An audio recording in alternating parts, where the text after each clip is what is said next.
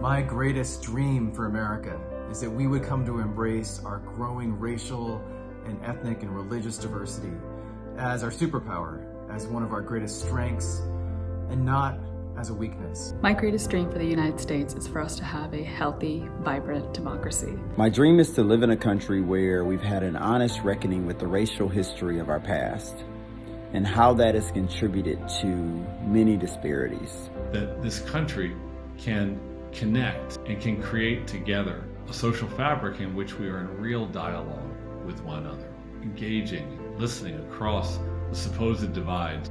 Always keep in mind, first and foremost, those in our society that are the least privileged. My dream for America is that we'll commit ourselves to creating and sustaining the political, economic, and moral conditions that allow human beings, every human being, to flourish.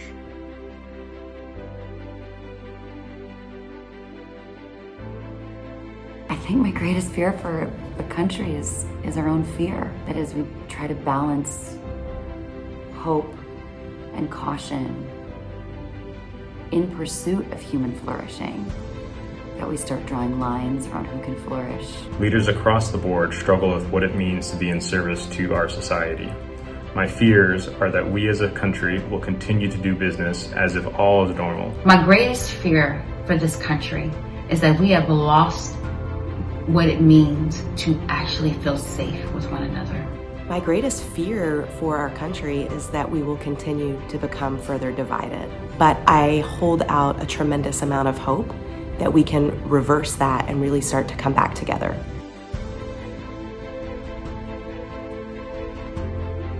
When we all decide to join the good fight, when we reach up and bend the arc of the moral universe towards justice, we can accomplish extraordinary things. What gives me hope for our democracy is to see spaces like the space that we're creating here at the Civil Society Fellowship, a place where people from diverse backgrounds and experiences and ideological differences are coming together to ask hard questions and to not shy away from that space, to really bring our full selves and challenge notions that we might hold or others might hold, and to do it in a way that's respectful and full of love and hope.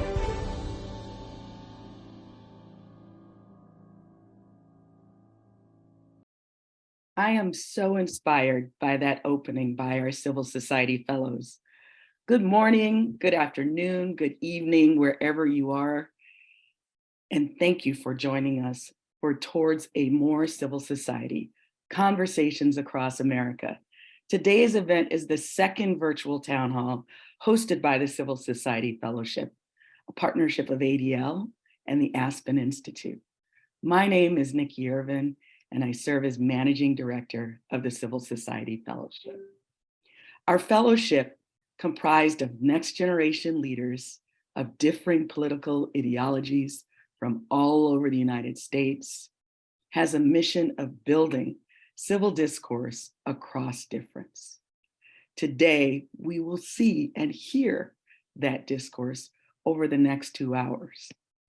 Before we introduce you to the 11 fellows and their guest, I'd like to welcome my friend and colleague, Dar Vanderbeck.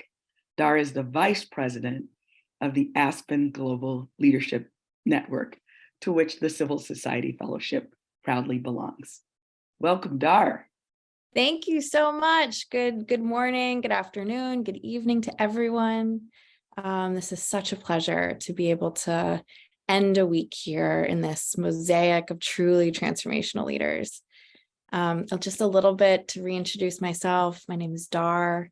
I have the honor of serving as the Vice President of the Aspen Global Leadership Network. If you're not familiar with Aspen, our mission is to advance free, just, and equitable societies through dialogue, leadership, and action. And we do that in many ways, but the Aspen Global Leadership Network and our fellowships are our transnational community of over 3,500 leaders who have spent a multi-year process of deep inflection, sitting around a seminar table in a cohort, asking the big questions and getting really clear and developing the courage to lead, clear about their values and the courage to lead. So today we have just the privilege of getting to know some of the incredible leaders around the United States. You'll hear from many around the Civil Society Fellowship, really modeling a more joyful and loving place for what our country can be. If you're like me and you believe in fractals, getting to know everyone on this call as individuals gives me hope for what we could be as a collective. I'll also just say it's such a pleasure to lead and steward this mission with my dear friend, Nikki. So with that said, back to you, Nikki. Thank you so much and welcome to this conversation, everyone. Thanks so much, Dar. Really appreciate having you here today. A few logistical notes. Today we will have simultaneous Spanish translation available. There's a button at the bottom of your Zoom screen that will allow you to listen in either Spanish or English. And moderating our Zoom chat box today is our Civil Society Fellow, the great Jolene Lesher in Nebraska. The chat box is a great place to interact with our guest and share your thoughts. If you'd like to ask a question of our guest or our fellows, please use the Q&A button in your Zoom controls. We'll be doing our best to answer your questions directly via the Q&A box. Now let's get on to the conversations. Here's how it's going to work today. We're taking a road trip across the United States. Each of our fellows has invited a guest from their community to talk about what's really on the minds of people around the United States. We promise you these 2 hours are going to fly by. And we hope that by hearing from our fellows and their guests, you walk away with a better idea of the state of our nation. While we have a lot of work to do in our country, you may find that there are a lot of reasons to be hopeful. So let's get started. Up first, we have our phenomenal Civil Society Fellow, Aviva Nassimi, and her guest, Roya Hakakian.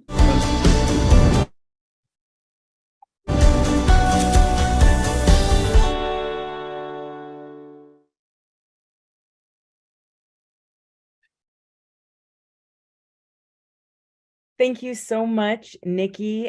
Before we begin, I just want to thank you and Dar and the entire ADL team and the Aspen team for really creating a space like this, because there aren't too many other communities where we can really gather people from across the spectrum, geographically, politically, and in so many ways. So thank you for creating the space.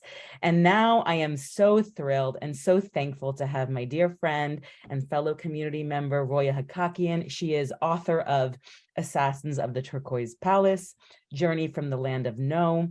And if you haven't seen her in the Atlantic, I highly check out that you read Bonfire of the Headscarves. And I'm excited because, you know, while we're here talking about our fears and hopes for the United States, I'd like to talk about home for Roya and I, which is Iran. And you may be asking, we're talking about America and democracy in the United States. Why are we thinking about the folks over there? But as we all know, injustice anywhere is a threat to justice everywhere. So with that, I'd like Roya, if you could just introduce yourself, tell us about your experience immigrating to the United States and how that has shaped your experience coming from Iran to here. Hi, everyone. It's a pleasure to join you. I'm a fan of Aspen and of Aviva's. So it's a pleasure to be on this morning. I came to the United States as a refugee. And one of the things that Aviva didn't mention is that my most recent book is called A Beginner's Guide to America for the Immigrant and the Curious. And it was a book that I decided to write, especially when the presidential elections were going on in 2016. And I was hearing statements like, we don't need immigrants from certain parts of the world. We don't need those who didn't speak English or don't speak English. We don't need the ones who don't have skills or come from Muslim nations. And it looked for a moment, even though I've been here for decades, that I checked so many of the boxes of the people that our politicians were saying they don't need anymore. So I felt compelled, given who I was and how I came to this country, to right precisely about the fact that we do need people from all over the world. We do need to keep the American fabric, its diversity intact by keeping this amazing diversity that has made us as a society and as a global leader so enriched in general. So that's my background. I'm a refugee and a naturalized US citizen, and delighted to be here in conversation. Thank you so much, Roya. We've all been, really glued to social media and to the news, trying to understand what's happening in Iran right now. Can you tell us what we're witnessing and what does that mean for democracy in the United States and around the world? So the notion of divisions came up in the opening credits that rolled this morning. And I think as we think about the concept of divisions in this country, we also need to account for the notion of divisions as we have had them from the 20th century about our global community.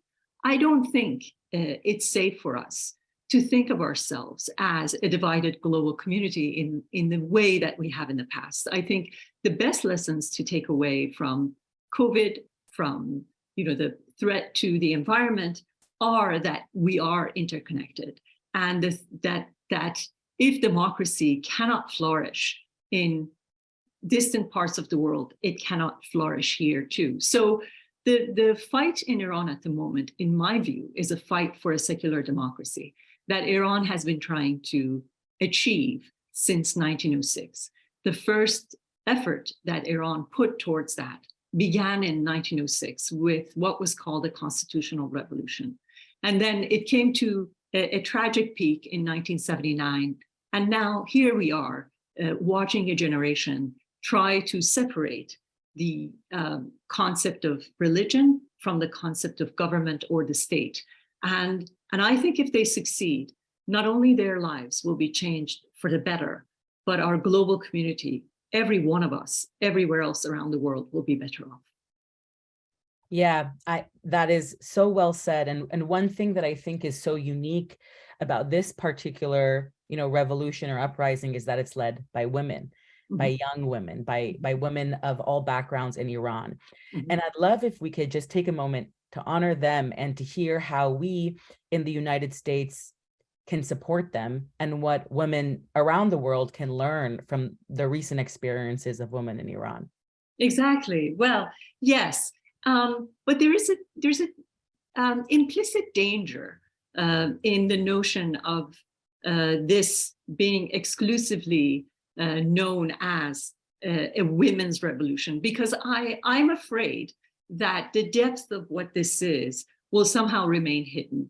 Women did lead this movement and are leading this movement, but now this is a nationwide movement for freedom, for democracy, as precisely it's been captured in the slogan, woman, life, liberty. Iranians recognize that the idea of life, liberty, and the pursuit of happiness upon which this democracy stands is a very good one, except that before they can pursue happiness, they need to reach gender equality. So that's why they have kept the two other elements from the American principle, and they have replaced the pursuit of happiness with the notion of woman, which refers to the idea of equality for the genders. So I think as I was kind of trying to chart out my new piece, I was trying to think, why this is a universal issue. And I think part of the idea of embracing this slogan, woman, life, liberty, has reverberations throughout the region. All of Arab Spring, all of what's going on in Afghanistan, and so many other parts of the Middle East is a struggle at the heart for gender equality. So our support for what's happening in Iran will eventually translate for a regional seismic change that will be good, not just for Iran, again, and for the region, but for the rest of us. And what we need to do as Americans is to begin to consider a new paradigm. For the last 10, 15 years, we've been so focused on Iran as a singular issue of the nuclear problem. And this has come at the expense of so much else that has been going on in Iran. There has been a robust feminist movement ongoing inside Iran. There's been a robust secular movement for a secular style democracy. And we have completely foregone attention to these other movements because we've been singularly blindsided by the nuclear issue. So I'm inviting everybody to allow ourselves to first and foremost recognize the fact that Iranians want precisely what we want, even though for the past 40 plus years, we have reduced them to only an angry nation who hate us and a nuclear problem. They are far more than that. We're talking about a civilization with 2,500 years of history and an advanced nation that is struggling for democracy precisely like Ukrainians are. And I think that it begins with kind of beginning to see Iran in a different way. That is so powerful, Roya. I think that's a perfect place for us to end. And I want to thank you for the work that you're doing and the voice that you're giving. If anyone is looking for kind of consistent wisdom and guidance like we heard today, follow her on Twitter at Roya the Writer. She's been a great source of inspiration to me. Roya, thank you for being here. And we're moving from Iran to New York, now to Reno, Nevada. I'm excited to pass it off to my fellow, Caleb Cage. And thank you to our next speakers.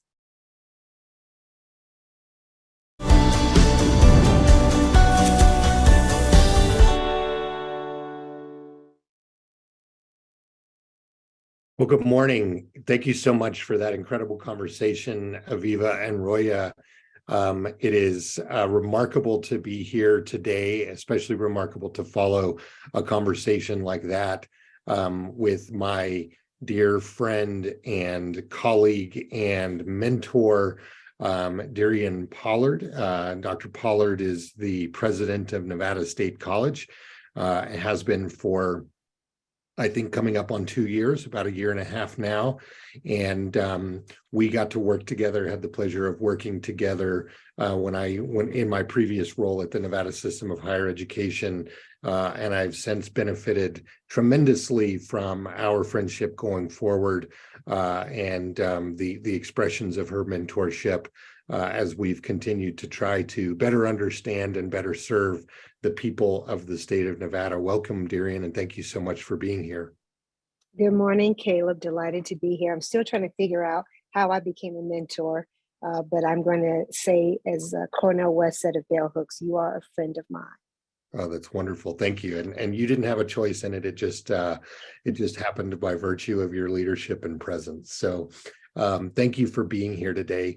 You've been here for about a year and a half now, and seen a lot of the things that we do and how we do things here in Nevada, good, bad, or indifferent. And I'd like to start by just asking you to tell us a little bit about who you are and your journey to Nevada and how you came to be here.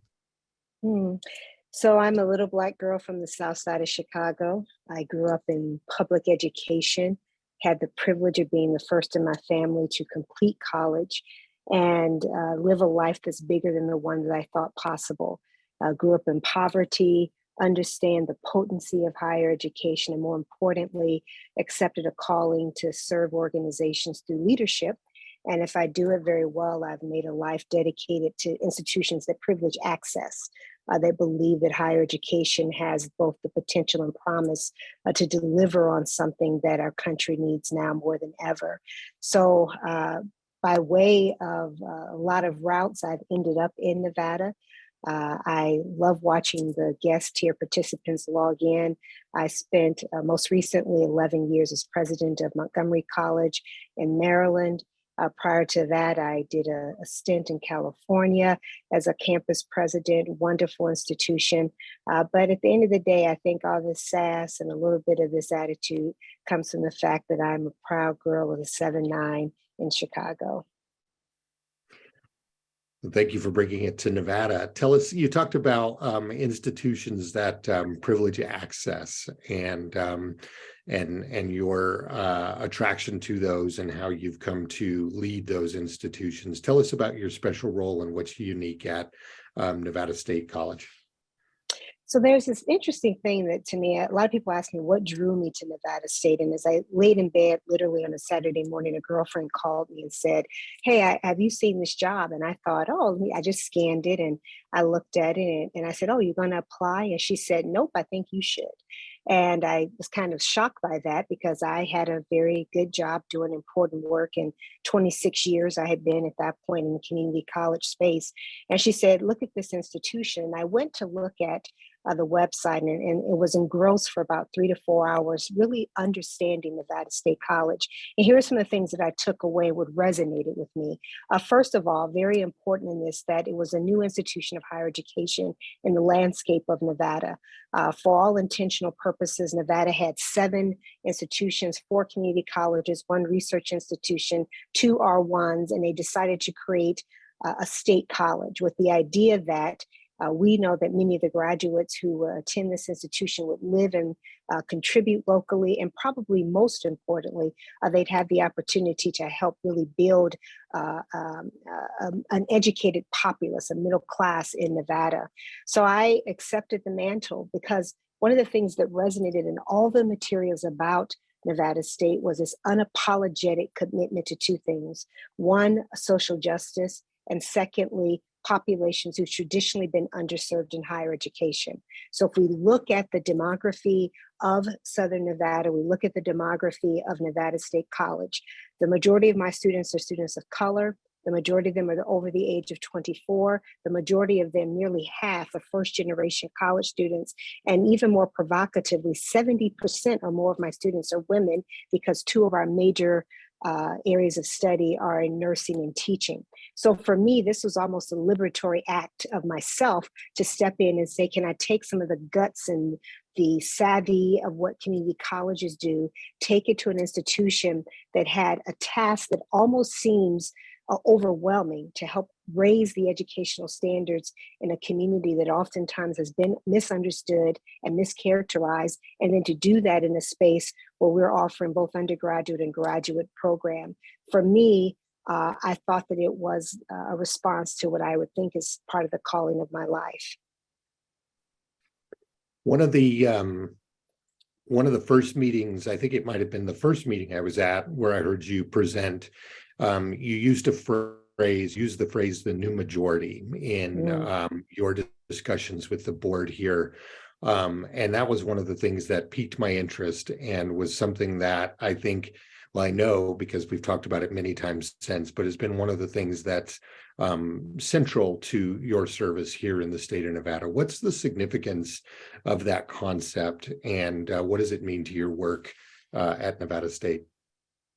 You know, interestingly, there's these old tropes that play in our minds, both conscious and unconscious, of who attends college. And depending on where you get your news from, depending on what you read and where you live, there are these old ideas of who's in college. Typically, they'll say that he or she is a certain age, he is first generation. He's not first generation. He's a multi-generation. His parents are sending him to school. He's going to have an internship identified by some person that his father may have seen on the golf course. They're going to send him care packages. He's going to pledge a fraternity. He's going to do all these things. And that's who we think the image is, this old trope of who's in college. To be quite frank, that's not who's in college right now. Half of undergraduates in this country look like the students at Nevada State, students of color, first generation, immigrants, dreamers, returning adults trying to figure out what they're doing, working parents. That's who is actually in college right now. And the American Associations of Higher Education have deemed these the new majority, because the reality is that no one talks about them, but they are indeed the students who are in higher education right now. So for me, I think what Nevada State does and what institutions of higher education are charged to do is to amplify these experiences and speak truth to power. If you think that who's going to college is a privileged 18-year-old white young man, That certainly doesn't help you when you think about who's actually in college, and understanding that the number one barrier to college is not privilege, it is poverty. To understand that the new majority has a different way of conceiving and needing education, and more importantly, institutions will have to rise up differently to support them. You've heard me say this, I grew up in Chicago, and people often talk about intersections and intersectionality. So I grew up on 79th and Wood, and that's kind of like a code. Different places you go, you talk about this. It's all about these intersections. Nevada State sits in an intersection. It is the ideal versus the real, one of these very, very, very real narratives in literature. So for me, I think a lot about Nevada State as being the real right now. It is where we are abiding in higher education, and the opportunity for me to lead this organization has been, I think, again, part of the calling of my life. Well, I know I'm not alone, and one of the reasons I wanted to have this conversation was because of the passion and context that you bring to this conversation, and I think we just saw it there in that answer. So, but unfortunately, we need to go ahead and wrap this up here and hand it off to the next group. So, Darian, Dr. Pollard, President Pollard, thank you. Appreciate your friendship, and thank you so much for being here today. With that, I'll go ahead and say thank you to our friends at Aspen and turn it over to my dear friend in New Orleans, Louisiana, Will Snowden, for his interview.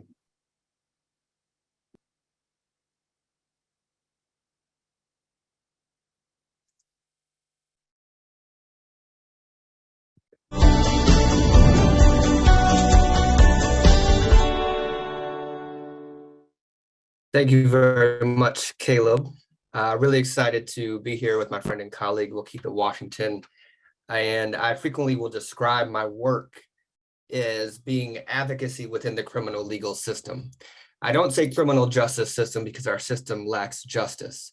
And a prime example of that is when I had the privilege of representing Wakita for a case where she was charged with a burnt marijuana cigarette, essentially, that was in a car that she was a passenger in.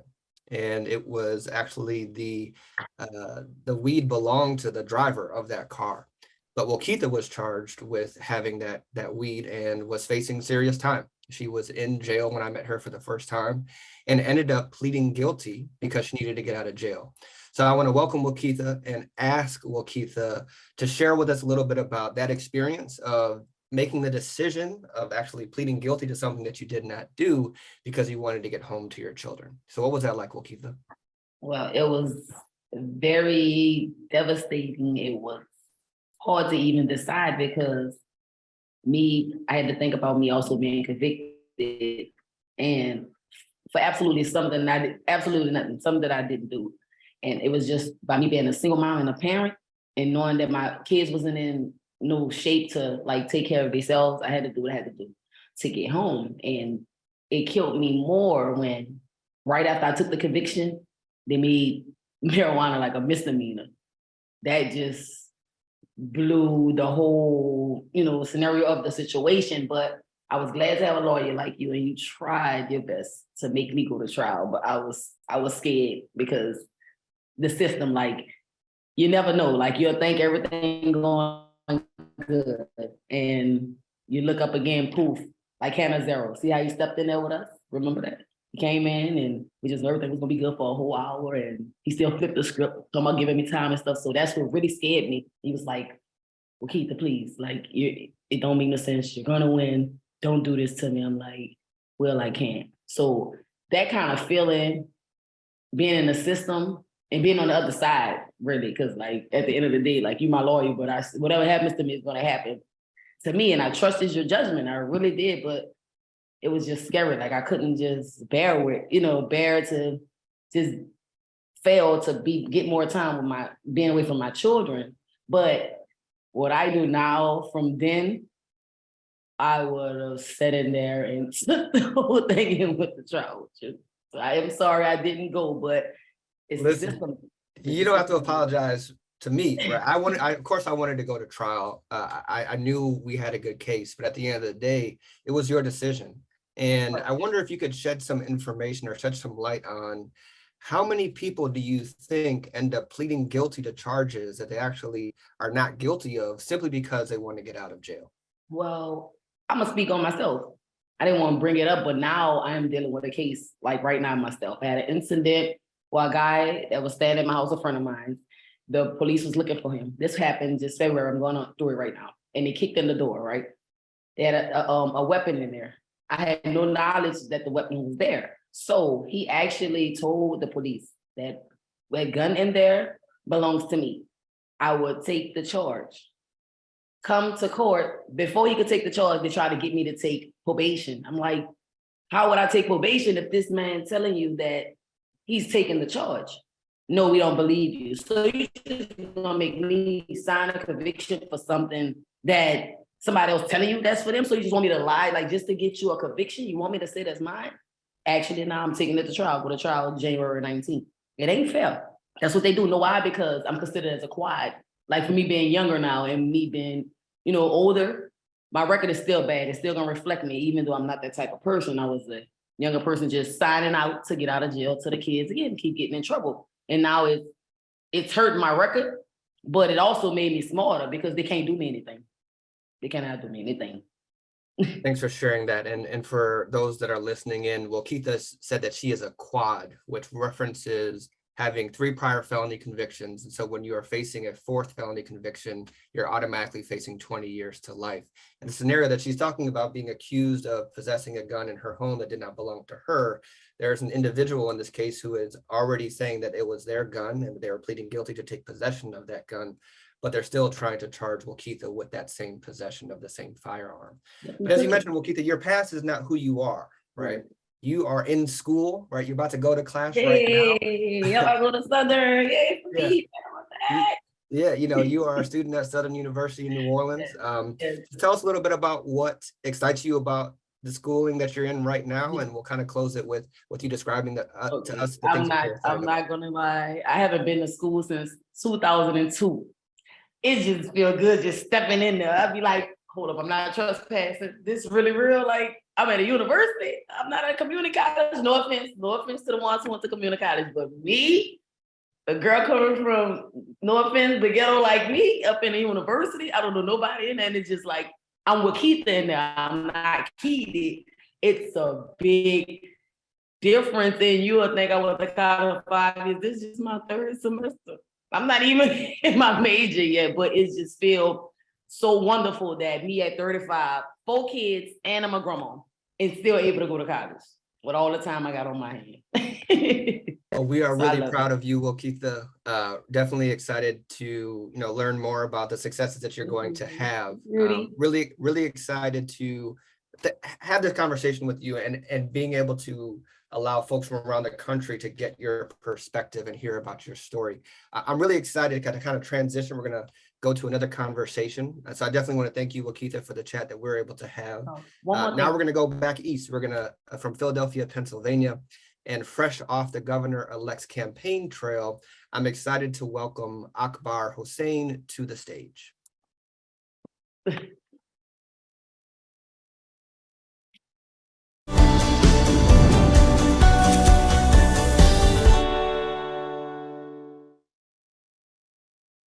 Thanks so much. Thanks so much, Will. I am very excited for you all to meet one of my heroes, and you'll understand why. It's a man who I admire a lot. He certainly is the living embodiment of what we would all call the civil society. So Austin, like me, is a first-generation college graduate. He grew up watching what it's like to see the struggles of hardworking families. And in 2018, Austin was elected as the first Black state representative for his region in the Mon Valley. And there are 13 million people in Pennsylvania, guys. He was one of only 4 state representatives to represent a majority white constituency. And just recently, as you have all seen, Austin made history as the first Black lieutenant governor in the entire Commonwealth. It's my honor and privilege to welcome Austin here, and for you all to meet a man who has inspired, hundreds of thousands of people across Pennsylvania. Austin, so clearly you have, you've had a lot of success. How does it feel to get to where you are today as the first Black lieutenant governor in Pennsylvania? Well, first, thank you so much, Akbar, for inviting me to join everyone. And it's great to be here with all of you. Apologize that I'm moving. I just got off a flight, but I wanted to stop in and participate. This moment, this opportunity that I have to serve as Pennsylvania's next lieutenant governor is huge. I'm very mindful that it's an opportunity that while I have it, it's not an opportunity that I paid for. It was paid for by the hard work and the sweat equity of the generations that came before me. People like Bill Gray, people like Kaylee Roy Irvis, they paved the way so that someone who looked like me could serve in this position and who could be a leader for marginalized people. So I'm honored to have the opportunity, but I'm mindful of the fact that I have a considerable amount of responsibility to make sure that while I'm the first Black lieutenant governor, that I'm not the last, and that I create a pipeline for other young, diverse leaders who want to step up and serve to be able to do so. And also, I know on the campaign trail, you've often talked about your family and your parents and and your working class background, and especially considering a state like Pennsylvania, where nationally you see a lot of swings, whether it's Republicans or Democrats. And on a national stage, people consider Pennsylvania to be an embodiment of what the country looks like, from the rural communities to the urban. Tell us a little bit about what this means for you and your family, and all the hopes and dreams that you bring with it. Yeah, for my family, I think they never thought, first off, I'm the son of a union bus driver and a hairdresser. My parents are working class. I'm the grandson of a railroad foreman and a steel worker. I don't think my parents or my grandparents ever thought that I would run for office one day, let alone be Pennsylvania's first Black lieutenant governor. It's amazing. I am so proud that my parents are still alive and active and can see this moment and share in it. But, my family is just like millions of Pennsylvanians who worked hard to create a better life and a better opportunity for me and my sister, like many folks do for their children. And we are a shining example of, if you work hard and you play by the rules, that you can succeed here in Pennsylvania and in America. And we have a responsibility as leaders to make it a little easier for working class folks to get ahead, to make sure we create an economy that works for everyone, so folks have ladders of opportunity to lift themselves out of poverty and to join the middle class. We have a responsibility to make sure every child has access to a quality education, regardless of their zip code. That's the foundation in which everything is built. And we need to make sure every child has that same opportunity. So my story is similar to millions of Pennsylvanians, and it really fuels me to do this work to make sure other folks have the same opportunities that I did. Yeah, no, and I certainly have watched you on the campaign trail talk about some of these, really incredible opportunities we have ahead, and what you and the governor-elect's administration will do for Pennsylvanians. And I'm really excited to be a part of that. I'm curious, as part of campaign trail is busy and the campaign trail is hard, right? I wonder what are some good moments, or your favorite moments from the campaign trail that you'd want to share with the audience today? So when you run for lieutenant governor, you're not the top of the ticket, right? And so everybody knows the top of the ticket. Half the people maybe know the lieutenant governor candidate, maybe not. But what really is memorable, I remember there were a group of young African-American kids in Schuylkill County. When we went to Schuylkill County, and if you get folks are familiar with Pennsylvania, that's a rural place, a rural county. Not a lot of people of color there. And I remember when I got off the bus and I immediately saw those kids, and I saw their face light up when they saw me. And I went right over to them, and I saw how excited they were to take pictures with me and to meet me and to meet my wife, and just how inspired they were. And those moments stick with you, because it's a reminder that, while the campaigns are hard, while the work is hard, well, it's easy to get discouraged and question why you're even doing this. that you're inspiring people that you don't even know, and inspiring a new generation to maybe pick up the mantle of service and get involved. You know, I got to meet Barack Obama on this campaign, and Barack Obama was the first person that I ever voted for. I turned 18 on October 4th, 2008, and voted for him in November.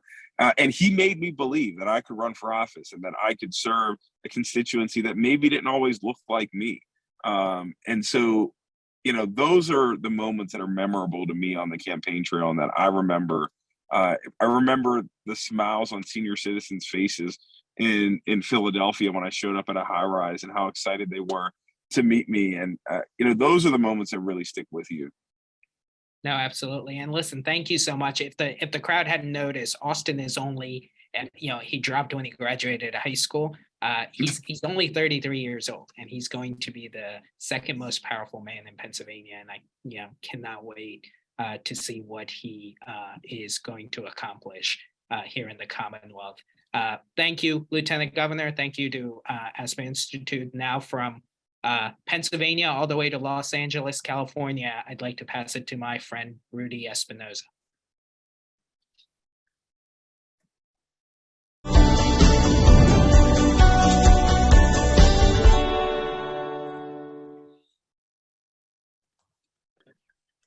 Hi, everybody. I am going to conduct this interview in Spanish. So I want to make a little announcement to everybody. If you do not speak Spanish, I'd like you to go down to the bottom of your Zoom, click the globe. As you see a globe that says interpretation, and then pick your language. So I'm going to do that right now, and I'm going to click Spanish since I'm going to be speaking in Spanish. Thank you, Jolene, the moderator, who's telling us to do this too. So hopefully everyone picked their language because I'm going in. Mario, ¿cómo estás, Mario? Muchas gracias. Mario, how are you? Thank you for all the friends who are here. My name is Rudy Espinoza. I'm the director of an economic justice organization. It's called Inclusive Action here in Los Angeles. Now I have a friend whose name is Mario Ramos with us. Hi, Mario. Thank you for being with us. We have many friends here in the country that are with us listening. Can we start? Can you introduce yourself? Who are you? What is your name and what do you do? Hi, welcome, Mel. My name is Mario Ramos Garcia. I'm a street vendor. I am a businessman, and in this little cart behind you, that was how I started in this country. My first job, I remember it lovingly, that Mario's ice cream was born there. Thank you, Mario. And you have a lot of different ice cream flavors that I've seen. Mario, I met you as a businessman, but the friends here, they need to know that I also know you as an activist. We work together in the fight for street vendor rights in Los Angeles and in the state of California. In your opinion, why is it important to dedicate time to advocate for human rights? Yes, thank you, Rudy. Well, really,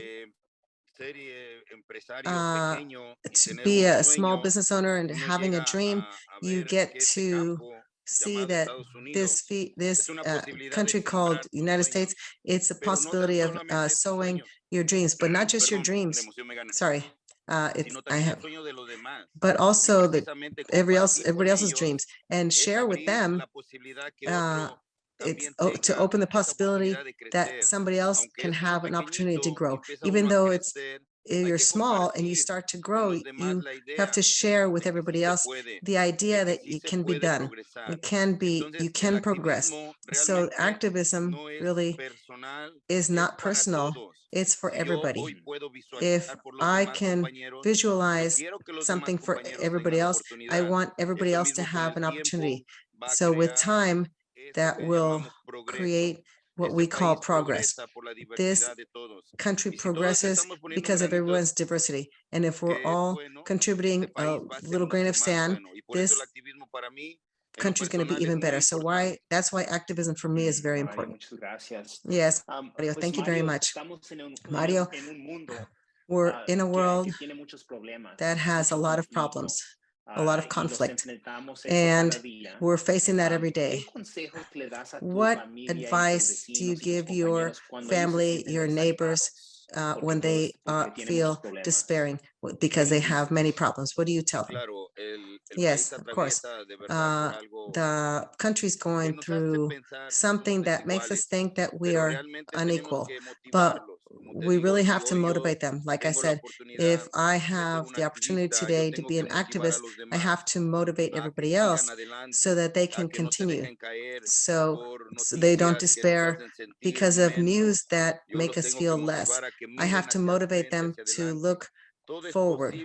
Everything is possible from an inner perspective, that you have to be yourself, give your best, and that is what you'll receive. If you give your best to the society will be much better. So we don't have to fall and feel demoralized by feeling less. Thank you. Thankfully, we are stepping on this beautiful land called the United States, where we receive, where everyone receives the possibilities when you're doing things right. Well, Mario, this year is a great year for us and for our friends. We won to be able to pass a very important lay, AB 972. That's going to help a lot of street vendors, especially the ones who sell food. But in that fight, Mario, you know that there were many people that were not in agreement with us in what we're doing. They had different opinions. What advice can you give our friends here when they face people who have different opinions about them? Yes, it was really a campaign that was very difficult, as all campaigns. Thankfully, we won it. Thanks to Acción Inclusiva, which is where you are. Your support was formidable. Thank you in the name of all of the street vendors. And I would say, yes, that in the path, you find negative people that don't see us with good eyes, because you start small with that, like that little cart behind you, but you can grow as a business person like I'm growing. So let's not be afraid. The fear will not make us go back. We have to always face forward, and in those obstacles with negative people, we have to convince them with our acts, with our way of pleasing people with our products, being someone who offers to other people quality things. We're friendly.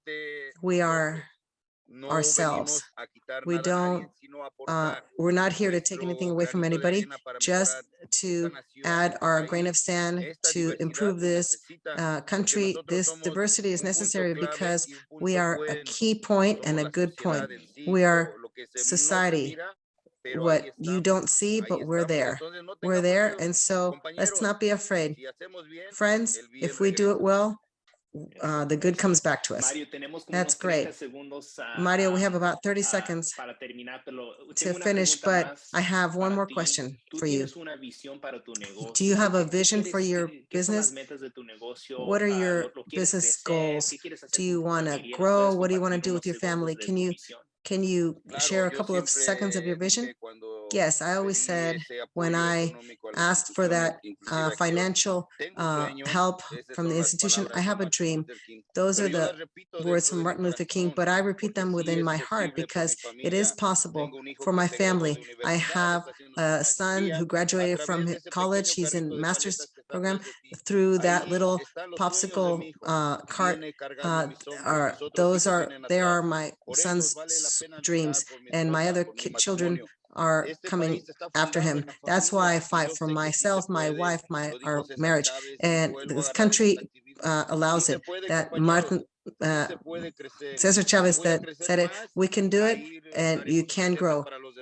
I'm going to grow more, and I will help others to do it. The main thing is not lose faith. Let's do it. Mario, muchas gracias por tu Mario, tiempo. Yo thank sé you que so much que for your andas time. trabajando. I know that you're working. Ya voy a cambiar mi lenguaje I'm a gonna inglés para switch over para to despedirte English a ti y también to a mis say goodbye to amigos. you and also to my friends. Friends, thank you so much for listening to that. I'm back in English here. Mario is amazing. I hope you got a little bit of something from Mario, and know that there's amazing leaders in Los Angeles and all over the country like Mario that are doing great things. I now have the privilege of passing you all the way from Los Angeles, all the way to my friend and colleague, Rebecca Staples from the great state of Mississippi. Rebecca, take it away.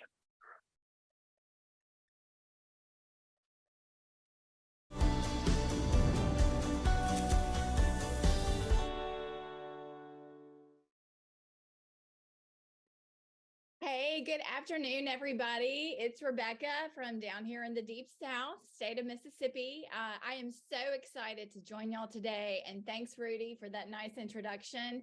I do want to borrow one of Rudy's phrases that I love. He is one cool cat, so I'm glad y'all got to hear from him this morning or this afternoon. But I'm excited to introduce my friend and colleague and occasional competitor in the game of pool, Mississippi State Senator Juan Barnett. Juan, how are you doing? And I think you're on mute, Juan. Good morning. I can't hear anyone. All right. Okay, Juan, can you hear me? I'm sorry, I can't. Can you all hear me? We can, Juan. Oh no. I can't hear. Oh gosh. The Aspen folks might need to help us out here. Juan, make sure that you are off interpretation and switch back to no Spanish interpretation. That might be the problem.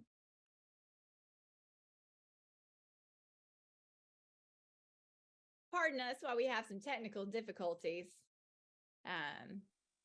Juan, can you hear us now?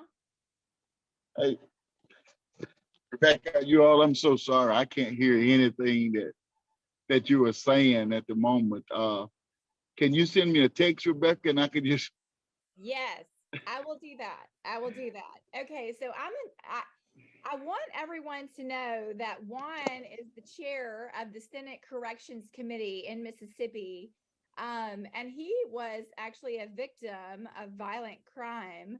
His dad was murdered when he was 20. But yet he works in Mississippi politics to enact criminal justice reform. So I'm asking Juan to tell us about that. But I'm sending him a text real quick. All right.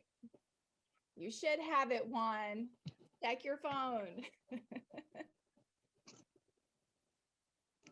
And y'all will see Juan is actually at work this morning. He actually works for a telephone company with my father. So that is one personal connection Juan and I have together. Again, I apologize for this. And yes, Rebecca, I am an individual who has suffered a violent crime in my life. Not me per se, but my father was murdered back in 1991 when I was deployed to the Gulf War. He was murdered on a Super Bowl Sunday. And because of the movement across the desert, I didn't find out until that following Wednesday. And it was a devastating time in my life. I was the oldest of 4 children at the time, and deployed around the world. And to get news like that is really devastating. And it actually took me some years to finally come to be able to deal with it. And to be honest with you, the only way that I was able to deal with it is that, I just had to just let go and just let God handle it for me. And when I began to forgive the individual who had murdered my father and his family, then things in my life began to change. I began to look at individuals who had been incarcerated for long periods of time and was never really given a second chance on life. And, but for a long time, I was like those people who was doing incarcerating. I felt like regardless of the crime, I just thought that everybody should just do a life sentence because I felt like the justice system had really let my family and I down because the individual who murdered my father didn't get much time at all. But then when I began to forgive, it really changed my life. And I think we need to look at that. Everyone needs to look at that because there are individuals who are incarcerated who are not necessarily criminals and need a second chance on life. And I'm just happy to be the chairman of corrections in the Mississippi legislature. And we have done some great work in criminal justice reform in Mississippi. And Rebecca, I'm sorry, I can't look between phone and your questions and all those kind of things. So I hope what I'm saying is kind of in line with the question that you may be asking. But it has been great here in Mississippi, and I really have to say that being a Democrat in Mississippi, African American, and it's a red state. The House is supermajority Republican. The Senate is the same way. And then we have a Republican lieutenant governor and a Republican governor. But what makes me feel good is that at the end of the day, when we can all sit down and talk about how do we fix the problems that we have. And one thing that we all have in common is that, we all respect humanity. And I think that's what's missing in a lot of conversation is the fact that we're trying to help humanity. And in a lot of cases, when we're talking about criminal justice reform, in my opinion, it's often centered around race. More African Americans being incarcerated than other individuals, and that is a true statement. But at the end of the day, when you talk about humanity, I think at some point we have to not necessarily make race a topic of our discussion. I think we should be talking about how do we help people, period, regardless of what race they may be from, regardless of what religion they may have, regardless of their sex, regardless of their gender, regardless of all of those things. How do we help individuals? How do we move an individual from being a burden on the taxpayers to being taxpayers themselves? And so with several pieces of legislation that we have passed in Mississippi, I think we have done a great job, and it has gotten attention around the country. Because I get a lot of phone calls from people like, "Hey, how in the world does an African American Democrat in Mississippi cross those political lines and to get a Republican lieutenant governor and a Republican speaker and a Republican governor to all agree and sign legislation in regards to criminal justice reform?" And my answer to them is that, number one, you have to be willing to reach across the aisle or walk across the aisle and talk about those things and be not just talk about it, but be willing to hear from the other side and be able to, and just to be able to talk about what really, really matters.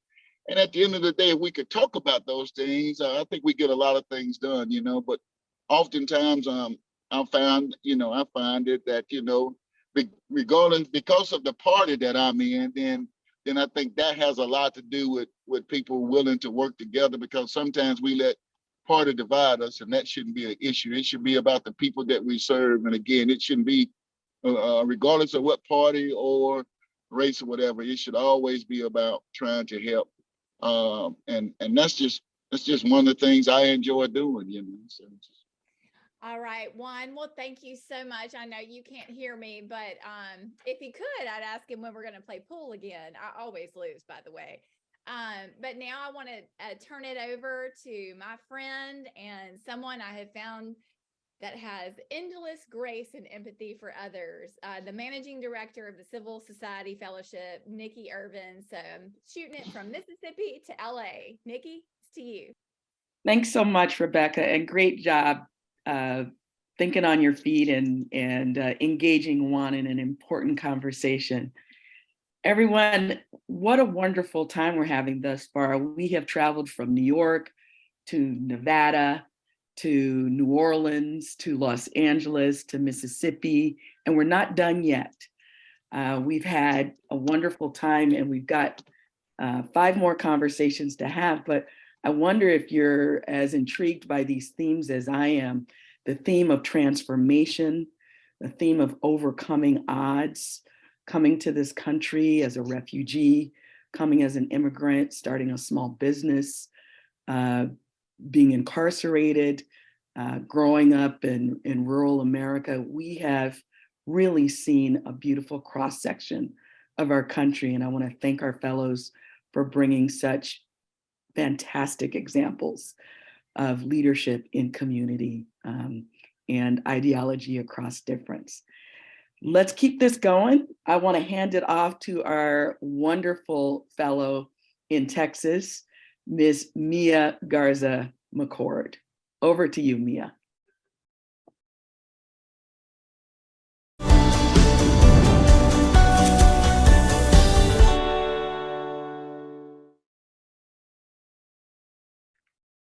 Good afternoon. Thank you so much, Nikki, for leading us and leading such an important program with so much vision and inspiration.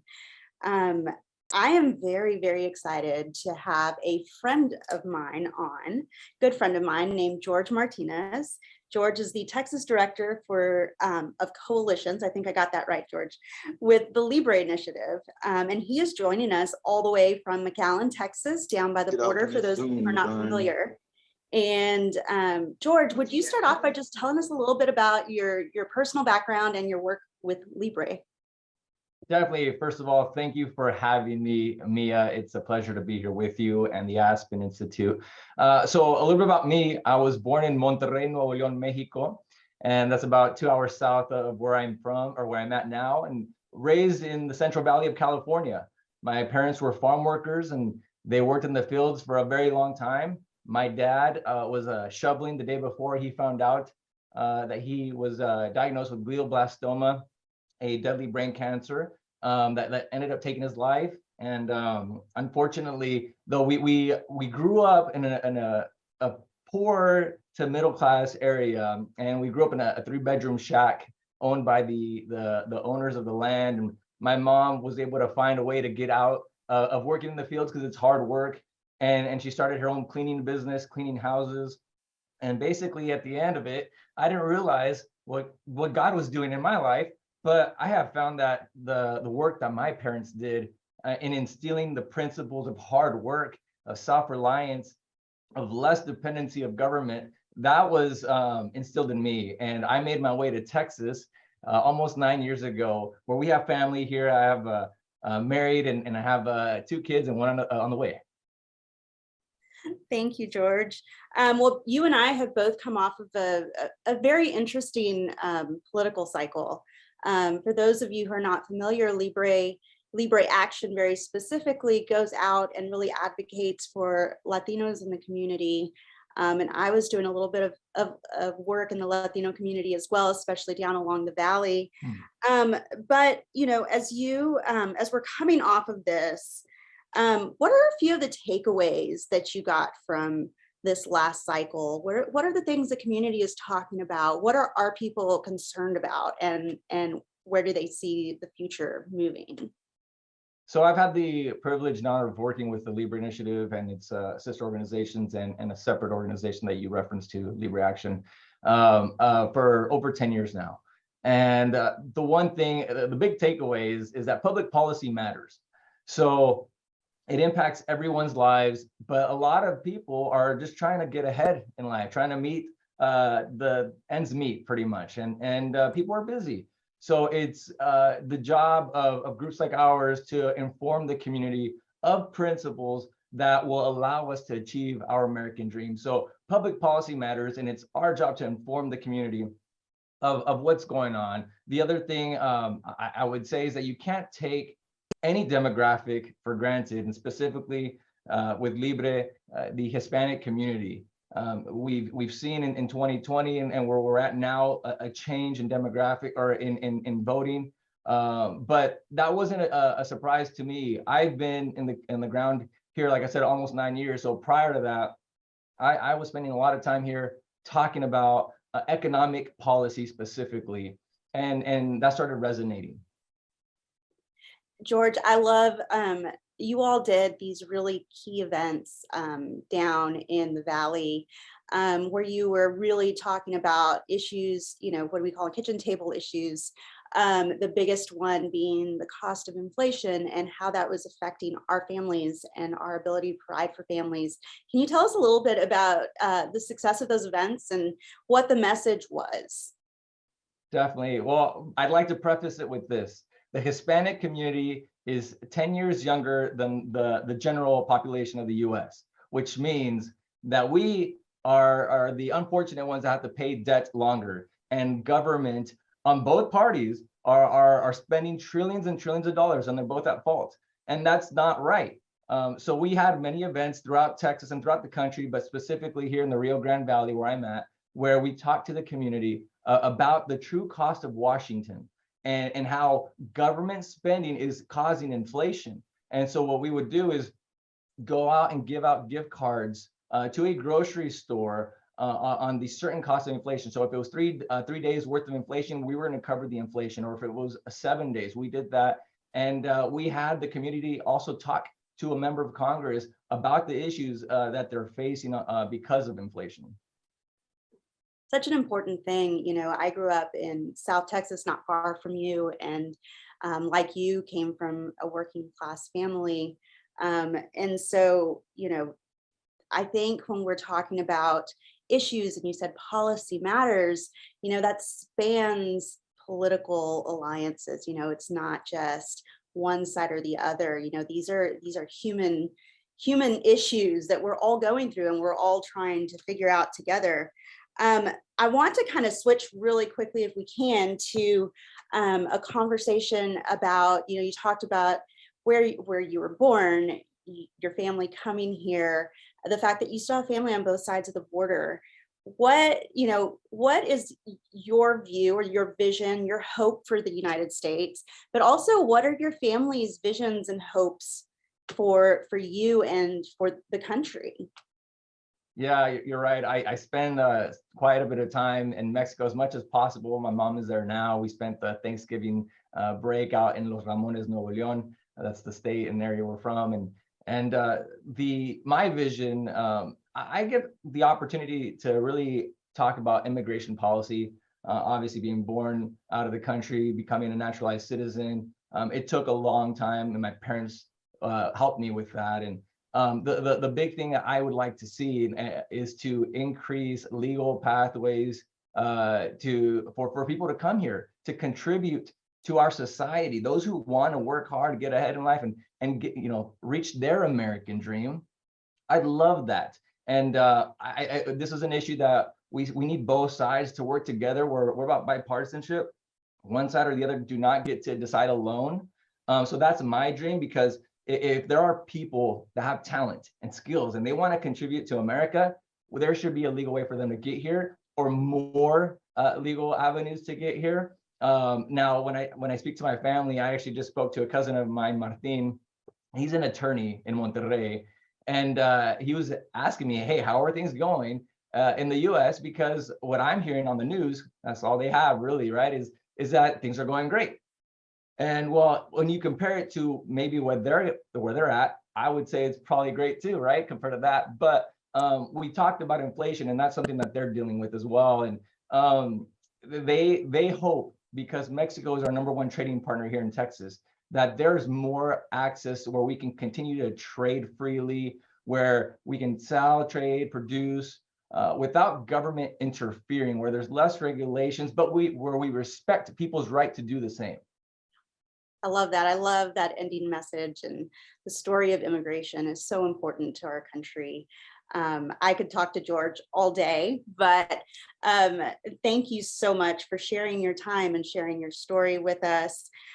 With that, I am going to take us to Maryland, where my fellow Melissa Hyatt and Chief of Police for Baltimore County are up next with her guest.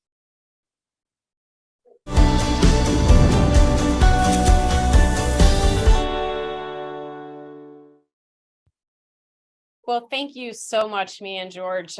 Your conversation is absolutely captivating. And to everyone that's already spoken today, I am just incredibly inspired by this group. So I'm honored to be here today. And I'm really excited to be introducing, also from the Baltimore County Police Department, Detective Trey Corbin, who has been with our department for 9 years, and he's currently assigned to our Public Information Office. And as all of you know, these last few years have been incredibly challenging for all of us.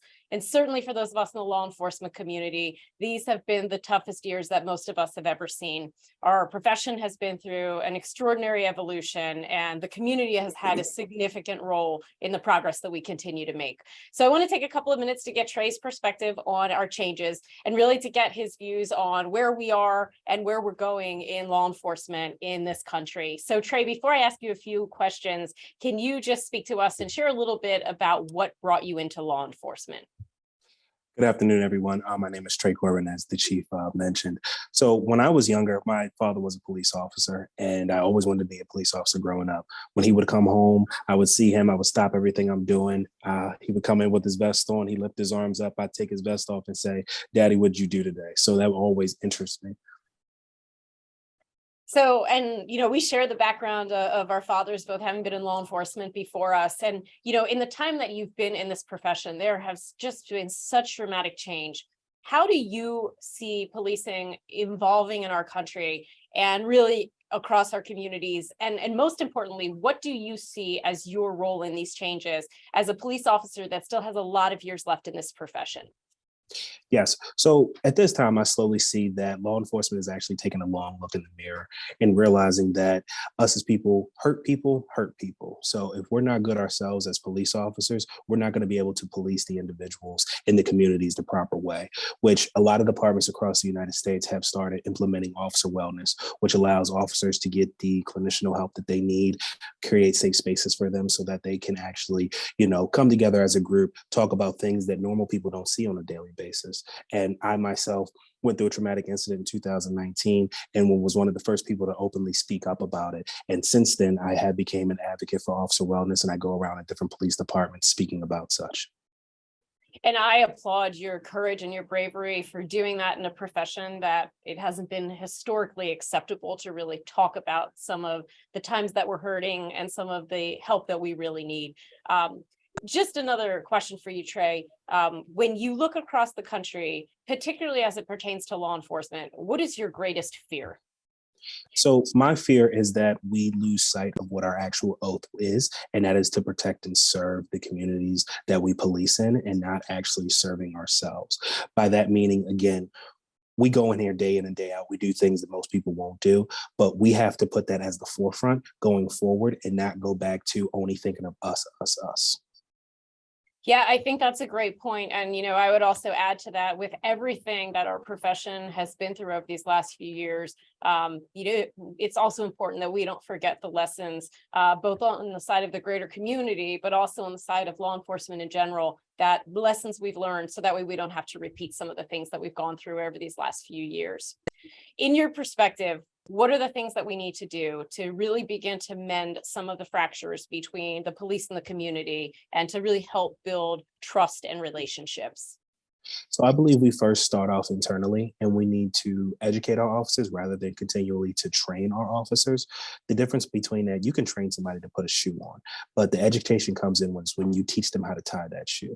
We need to teach our officers how to engage with the community, how that different parts of the community are different.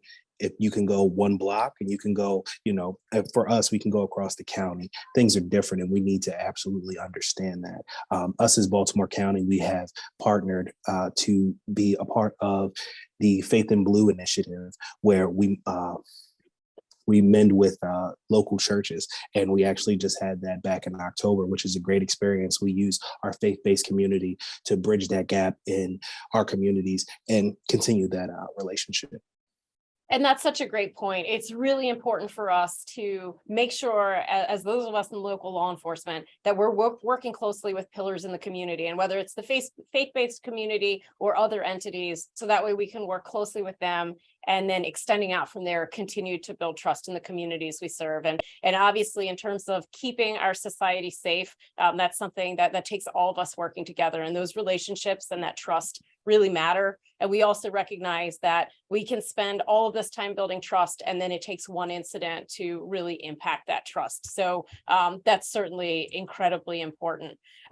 Trey, as we start to run short on our time, why do you stay in this profession? You know, with all of the things that have gone on over these last few years, we see police officers across the country that are making the decision not to remain in this profession. What inspires you to continue to stay here and to continue to do the work that you're doing? So I myself got into this profession for a specific reason, and that was to help individuals that look like myself, to help them to not be able to experience some of the things that have happened in the past. And I myself, being in the public relations role, I'm the individual that they see representing the department. So if somebody in a younger generation that looks like me, or again, may not even look like me, can see that, hey, he can do it, that gives me hope, and that gets me to put my uniform on or my suit every day and come into work. Well, we certainly hope that you continue to do that and you continue to stay safe out there. And Trey, I really want to thank you for joining us today. This is a great conversation and probably another one that we can talk for, another hour. But now I'm very excited to pass things over to my fellow classmate, George McGraw. And he is out there in California. And great to see you, George, and looking forward to hearing what you have to say.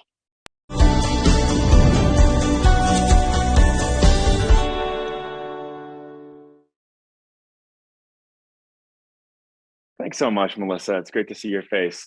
Good morning, y'all. My name is George McGraw. I'm the CEO of digdeep.org, working to bring clean running water to the 2.2 million Americans who still don't have it. And I am so excited to be joined by my friend and colleague, Emma Robbins, who is founder of the Chapter House, and my colleague at Dig Deep as the executive director of our Navajo Water Project. Emma, thanks for being here. Hi, George. Hi, everybody. Honored to be here. Yate. Emma, do you want to take a second to introduce yourself? Yeah, so as George said, I'm the founder of the Chapter House. I am the executive director of the Navajo Water Project. George and I have been working together for almost 7 years, but really what feels like 70 years. And, a big part of what I do in both roles is collaborating with my community on the reservation. I split my time between the res and here in Los Angeles. And, the work that we do can be really taxing. And I think it's something that it's important to have those conversations as well, that those of us as the community leaders, as those of us who are collaborating, need to find ways to take care of ourselves. And so, moving from working with communities where I feel like as Native peoples, we can get really stuck in this fighting to survive mode.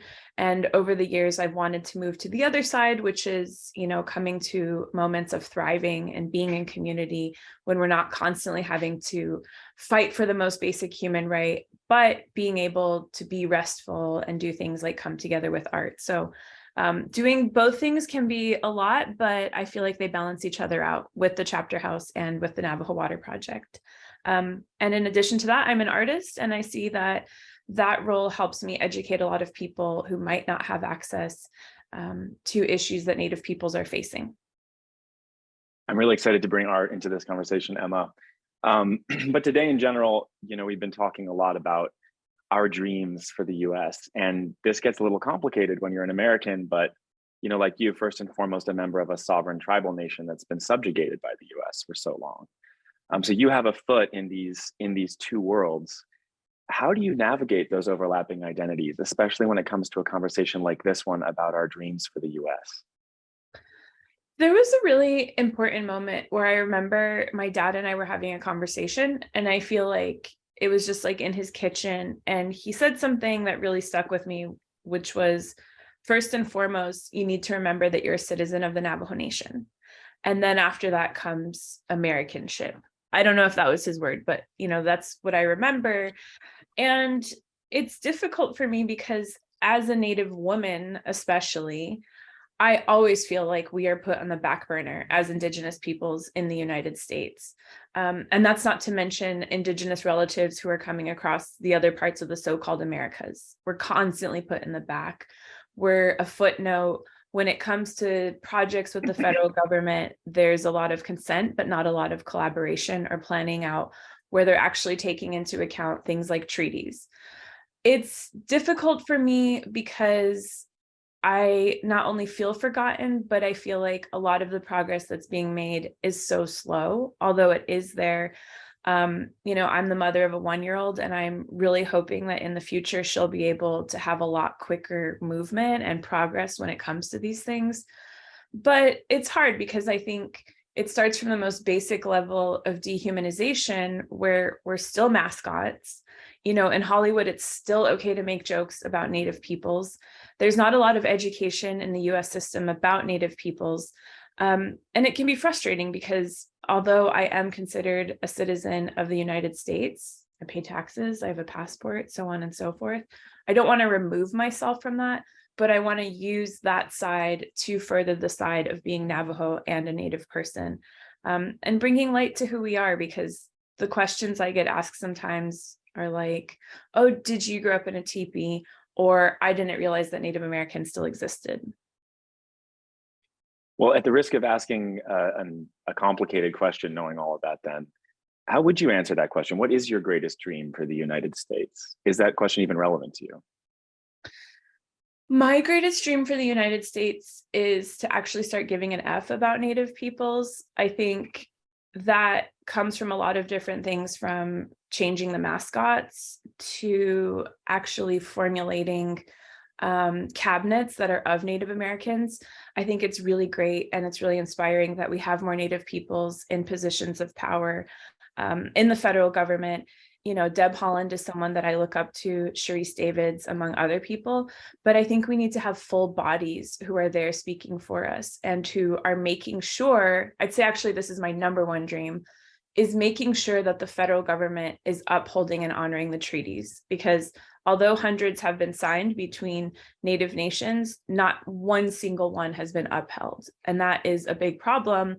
And that's really a direct factor as to why we don't have running water, or why 30% of us on the reservation don't have running water. So I'd say the number one dream is honoring treaties. Now, you became a mother during the pandemic. And so, you know, you're speaking for yourself, but now you have this larger family unit you're speaking for. How does that factor into your dreams for your country and for yourself? It's something that I start to think a lot about decades from now. I think before becoming a mother, George, you know, I'm not like a motherly person. I don't consider myself a motherly person when it comes to having a child. And so I think more in community, but now I think of smaller parts and how that builds into a community. So what do I do to educate my daughter? And how do I show her that it's about collaboration and it's not about otherization in order for us to really come together? I don't think it needs to be Native peoples against everybody else. I think that allyship and accompliceship is so important, and that's when we get major things done. So I think really instilling in her what's important for me, making sure that she's able to carry on our traditions. And it's complicated because I grew up on the reservation and I was steeped in that, but she's here in Los Angeles. So how does she, as a non-Tongva person or a non-Chumash person, how does she be a responsible ally as a Native woman to our Native relatives who are from this land? Beautifully said. Let's bring Art back into the conversation. We're starting to wrap up here. We have about a minute and a half. What role does art play in all of this, in this discussion around our hopes for the US, our fears? All Native peoples are artists, right? It's like literally embedded in who we are. And I think visual art is a way to educate people. Not everybody can experience visual art. Sometimes it's auditory, sometimes it's actually like feeling vibrations, and that can happen also through music. It's something that is used to bring people together and to have conversations and to educate folks, because I think sometimes it can be taxing to have this feeling that we're responsible to speak up for every Native person. But like in our work, in the water world, I oftentimes think about art as the sort of water drop, and from there ripples inspiration and want to go and Google and to participate in community events. So I think it's really about education and bringing folks together. Beautifully said, and there couldn't be a better place to leave it. So thank you so much for this conversation, Emma. I love and appreciate you so much, and I've learned so much from you. So thanks for taking the time to be with us today. I'm really excited to pass things off to my fellow, Ellen Ray, coming to us from Chicago, Illinois. Hello, Ellen.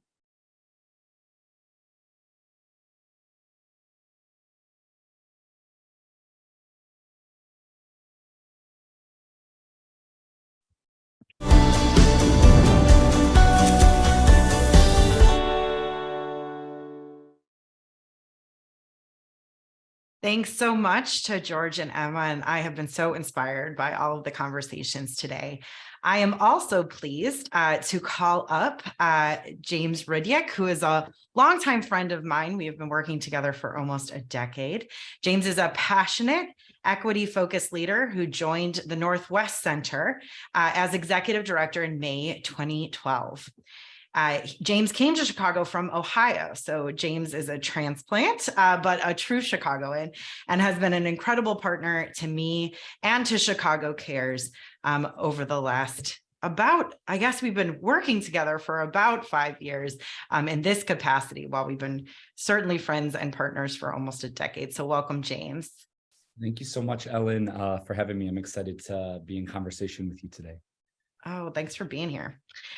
So you know that I am both a proud and protective Chicagoan.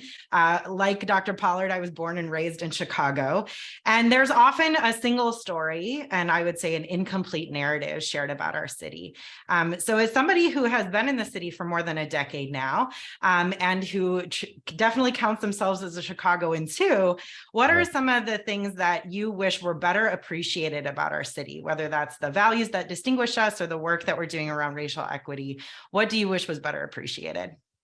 Yeah, thanks so much, Ellen, for that question. And yes, I do consider myself now a honorary Chicagoan, being here over a decade. And so I think the challenges that Chicago faces around segregation and institutional racism in housing and education are still really real. And I think one thing that I wish that folks appreciated about Chicago externally, and both even here inside of Chicago, is our diversity, right? And is the fact that the city does remain extremely diverse. And it's through that diversity, being, 1/3 Latinx, 1/3 Black, 1/3 white, really brings a unique cultural, racial, and ethnic diversity that makes us even stronger as a city. And I think in our work in the civic sector and in civic society, that diversity, that range of experience that we see, the different perspectives for people from the South Side, the West Side, the North Side coming together, is really important. And though Chicago remains segregated, there is so much work around racial equity happening. I know both with you and Chicago Cares, with my organization, Northwest Center, and throughout the city, we're seeing leaders come together to address those issues. And I think the narrative of segregation is still the narrative that's out there. And while it's still present, we really are working every day to try and change it. Yeah, absolutely. Appreciate that. One of the commitments, obviously our work together around advancing racial equity is certainly a commitment that we share, but we also share a commitment to grassroots community leadership and developing leaders. And we do it a little bit differently because at the Northwest Center, you all develop leaders through organizing. We develop civic leaders through volunteerism and volunteer cultivation, but it is a mutual commitment that we've worked on a lot together. So I'd love to hear your perspective on what role grassroots community-based leadership will play in the future of American democracy. Yeah, I feel like it's a conversation that we've had a lot over the years. I remember during COVID on your front porch having this conversation and talking about it. And so I really appreciate the question, particularly in the context of all of the other leaders across the country that we've heard from today, and thinking about leadership and what does leadership mean. And so you're right. I think the means to our ends may be different, but I think the ends of developing leadership is so important to the work that we do, And I do think it's the future of our work, because we're not going to be here forever, right? And it's our job, and I think our responsibility and duty, to transfer the leadership that we have, the knowledge and the information.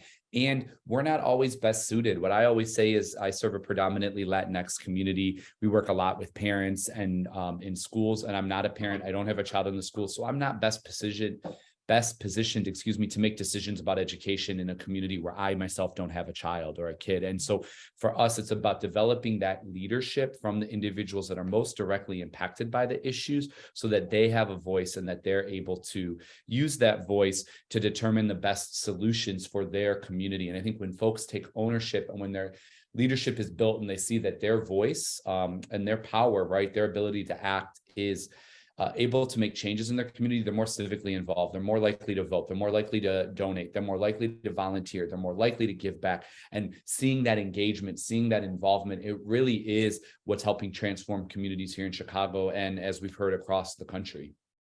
Absolutely. This is a little bit of a curveball question, but given what you just said, I think, you and I have talked a lot about our obligation as leaders in the city and leaders in our organization to really cultivate the next generation of leaders. What do you think is the most important thing that we need to do aside from that transfer? Like, what do we have to stop doing? What might we have to give up? What do we have to do more of to actually make that leadership development a reality in our organizations? Yeah, it's such an important question, Ellen, and one again that I think we've grappled with over the years. I think we have to have conversations like this, and in these conversations hold space for this, for funders, partners, elected officials. We're so busy doing the work, and I'm not sure that leadership development, particularly the grassroots leadership development, the knowledge transfer, building up leaders within our organizations, within our communities, is valued in the same way that the programmatic work is that we're doing, the outcome work, the all the data that we're compiling for our funders. So I wonder if there's a way to change the narrative and re-put leadership development at the center of what we do so that work can be funded and so that work can be included in our programmatic initiatives. So we actually have space and time to do it, right? I think we're doing this leadership development work on top of all of our work that we're doing. So it's hard to create space. It's hard to hold time for it, but it's so necessary. And I think we do it around the margins or the edges. And so I wonder, what if, 25% of your time was focused on leadership development? What if you had annual leadership development grants and leadership development goals specifically related to that, not kind of as one-offs on top of the work? And so I'd love to see that. I'd love to see all of those in the sector talking about leadership development in the same way. And so I think that starts with the language that we use, with the conversations that we have. And so I think this exact moment, this space is beginning to do that. Yeah, I agree. Well, and two things that I know give me hope every day is this community that I have the privilege of being a part of that really is about leadership development, but also the bridging and weaving work that you and I do together, bringing Chicagoans together across their differences and building relationships in a really community-centered way. So as we think about the future, as we think about the midterm elections, as we think about some of the wins here in Chicago that we had out of the most recent elections, what gives you hope? Yeah, I think what gives me hope is there are so many institutional, structural, and systemic barriers that are working against folks and that are working against people participating, people being involved, people running for office, people sharing their dreams and hopes and aspirations. And to see the level of involvement that we're seeing from the grassroots level here in Chicago, whether that's Chicago teachers, whether that's former nonprofit executive directors, whether that's local elected officials running at a national level, I think seeing that moment of engagement and of empowerment and of advocacy where people are stepping up into leadership are the fruits of the labor, right? They are what we're talking about. And it takes time, it takes years. So we've been at this, like you said, a decade. And so to finally see some of that work start to come to fruition with aldermanic races, with state rep races, with congressional races, right? And seeing that we're having even more representative, more Latinx and Black folks, more LGBTQIA folks, more females and female identifying folks in office, to me feels like it's an opportunity for us as in leaders to really see the fruits of the work that we're doing. Awesome. Well, thank you, James, so much, both for your partnership and for your friendship over the years. And with that, our time is up. And to wrap up our interviews, I'm going to turn it over to my friend and fellow Brittany Hughes, who's coming to us from the East Coast in DC.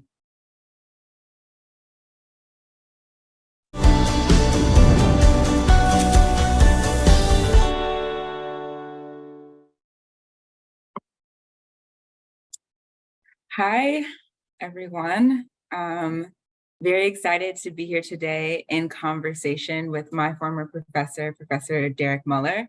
who now holds the Ben V. Willey Professorship in Excellence at the University of Iowa College of Law and is a nationally recognized scholar in the field of election law. Derek, thank you for joining us. And on a personal note, just want to thank you for your instruction and all you did to kind of spur my career in government. So I appreciate you greatly for that. I will jump right into our questions given our limited time frame, but I would love to hear from you about what is your greatest dream for the United States, and also what is your greatest fear for our country? And as it relates to the fear, what present circumstances are contributing to that? Sure. I mean, lots of dreams and fears, I guess we could have, but I think about, in the area of elections, right? The hopes and the fear really relate to one another. I worry about the lack of confidence or lack of trust in the election process.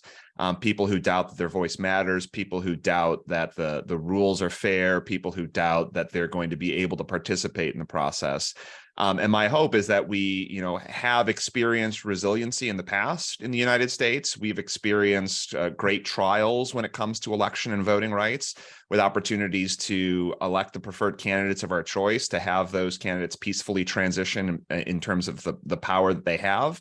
And so we just came out of an election where, there were a lot of fears that were raised about what the process might look like, some hiccups, some places where there has been litigation and lawsuits and worries. But again, for the most part, we're seeing the process play out as it should. Voters had a voice, they had their say, the votes are counted, some very close, some wider margins, and we're going to see a new set of elected officials throughout the United States, some of whom have been on this call today, who will be serving in government. So I continue to hope that we will see increased trust and confidence in elections, that as we continue to develop more transparency, more opportunities for people to participate in the process, for more transparent outcomes, for speedier counting of votes and speedier resolution of things, and courts that are willing to step in the appropriate point to ensure that the right results are transmitted and finalized in our elections. I have great hope that we will see that process play out much better in the future than it has in recent years in the past. So it's very interesting to me to hear you say that, like, for the most part, as far as it relates to the voting process, things are working as they should be in the US, because I would say politicians on both sides of the aisle are in their own way kind of like disputing that, right? You have people on one side calling out about fears as it relates to voter suppression, and then on the other side, you have people talking about, voter fraud. And so my question for you is, what is the danger, if any, of politicians using this kind of rhetoric to encourage people to go out and vote? And if those aren't the fears that we should have, what are the electoral concerns that we should be paying attention to in our processes? Yeah, it's great. I mean, there is a gap, I think, between what people campaign on and the reality, right? Mm-hmm. There's a lot of what you might describe as fundraising out there, getting people outraged about the process, about the system, and trying to raise money to litigate off it. But when you look at it, voter turnout is relatively high. It's still low compared to other parts of the world, but relatively high in recent elections and very high over the last 100 years, all things considered. We have more opportunities to vote than we've ever had before in the past, with many states increasing absentee voting, early in-person voting, online voter registration, some things that never existed 20 years ago in the way some of these processes play out. And when it comes to things like voter integrity, fraud concerns, we have robust efforts to try to check those things, and very few criminal prosecutions, even in light of more and more illumination. We're experiencing a part of intense political polarization where there are people who are deeply skeptical of the motives of the other side, which is a very unfortunate place to be. There's always partisanship, but we need to have that confidence in the political process. And I think you see, again, and it's happened problematic in a few places in the United States, so I don't want to minimize those things. But for the most part, you can see that when the results come in, election officials on both sides of the aisle are participating in good faith and certifying results, and they're transitioning power. Again, we haven't always experienced that, and we can think about events in the last couple of years where that didn't happen. But for the most part, the underlying reality sort of belies some of the concerns that are made out there, that most of the time, in most races, in most places, voters are able to vote, they're able to cast their vote, it's able to be counted, and we should have much more confidence in that process. and praise those millions and millions of votes that are counted without any sort of consternation or fear or worry or intimidation, and sort of highlight those things as real successes in the system, because I think it really highlights the strength and breadth of the support for voting rights that we have in the United States. Okay, so multiple questions coming to mind, like with you saying that. First, I think it's really interesting, as you're saying, like particularly with our legislative branch, or our executive branches, people are kind of lacking confidence in what our politicians are doing. And I think a lot of people view the court system as one way to kind of balance and rectify those rights and wrongs. But as it relates to voter rights in particular, I feel like a lot of people lost faith after the decision in Shelby County v. Holder, that some people feel really gutted the Voting Rights Act. Do you feel like courts are getting it right? So that's a huge question, Brittany. That's thinking about what the courts are doing. I mean, one is to think about what courts are doing in terms of a lot of litigants bringing challenges. And I think especially during the 2020 election, there were huge challenges and pressures in our system to think about COVID, to think about voting opportunities for people who couldn't physically sign ballots, for those who were fearful, for those who couldn't travel. And courts and legislatures and executives, there was actually like a lot of working together, and some when the courts are involved, maybe not so much working together, to provide solutions to the process. Some of them were temporary, some of them are going to be a little bit more long-term. So there are things, I think, in the process where people have a lot more confidence in the results. For things like, the court's decision in Shelby County versus Holder, a 2013 decision involving the Voting Rights Act, or a number of other cases over the years where people have challenged it, there have been responses. They haven't really come in Congress, and so we can talk about that. It's an interesting question to think about what Congress can be doing, but it's also happening in a lot of the states, right? A lot of states are passing, more states are passing laws that empower voters, that try to outlaw partisan gerrymandering, that do the kinds of things that I think increase the kind of resiliency in our election systems that we want. So when courts do something that we disapprove of, my encouragement is always to say, we'll turn to the executive branch and turn to the legislative branch and see what other solutions are available. And again, despite all those pressures in 2013 to think about what it looks like in the South, I would venture to say that, it was Republicans who tended to support Shelby County and Democrats who tended to oppose it. And we can think about what that looks like in the South. But I would say we've seen a lot of resiliency in a lot of our election systems, and maybe some election outcomes in different parts of the country that we didn't expect 10 years ago. I think, again, this is to the sense that the American people vote and behave in different ways that maybe are not easily anticipated by whatever rules we put in the process, that the voters are really in control, not the system, not the government, not the rules that are put in place, but it really is the voters that have their voice that will be heard. So one thing I love about you is that, you're an academic, obviously you're a scholar, you're a legal professor, and you speak about these things in classes and in articles, but you have also actually kind of been on the front lines because you worked the electoral polls, like you worked at polling places, correct? Yeah. I mean, I've worked several times. Yeah. So I'm curious to know, because I would venture to say that most of us here probably haven't done that. What was a surprising observation you have? And like from that experience, did you see any significant obstacles to civic engagement based off of that?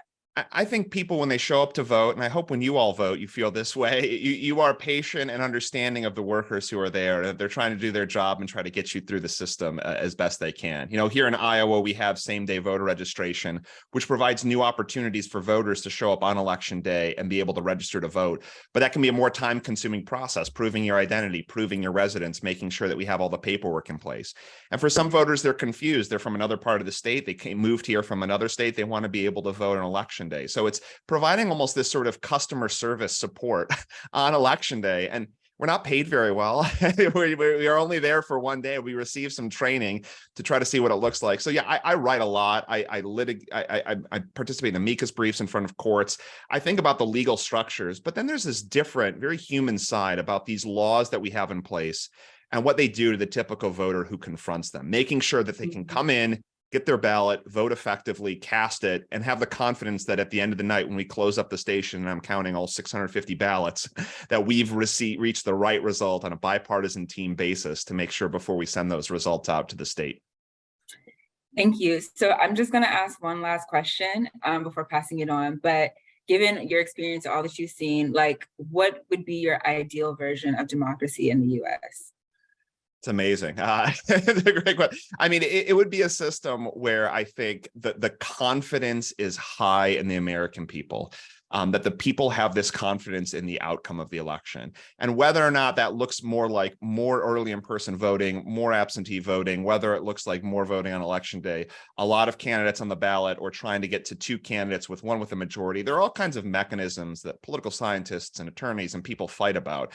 But really that we come up with the system that everyone agrees is going to give us the best result, even though we don't know up front who's going to win, right? That it gives those confident results at the end of the day, and that we know that whatever we've done, we've played the game, we have a result, and we will abide and respect that result until the next election. And whatever set of rules we can coalesce around, maybe that involves some bargaining among parties and among different groups, but hopefully we can achieve that kind of confidence in the system in each state throughout the United States and on a nationwide basis. I love that. Well, we appreciate you being with us today, Derek, and I will now send it back to Nikki, our moderator and managing director.